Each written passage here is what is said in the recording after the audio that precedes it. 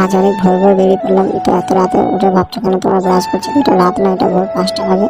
তো এখন brush trash করে ফ্রেশ হয়ে বেরোবো।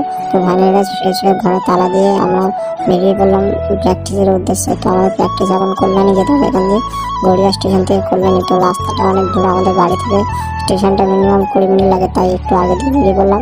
রাস্তা দিয়ে যেতে যেতে মন্দির পড়লে, এখানে মন্দিরে প্রণাম করে আমরা যাচ্ছি স্টেশনের দিকে। তো ফাইনাল গেল দেখতেই পাচ্ছ, এটা আমাদের স্টেশন। তো ওপরে যেতে হবে, কারণ ওপরে একটা ভাই দাঁড়িয়ে আছে, ও ট্রেনের টিকিট কেটে নিয়েছে কল্যাণী রিটার্ন। তো চলো স্টেশনের উপরে যাওয়া যাক, দেখা যাক ও কোথায় আছে।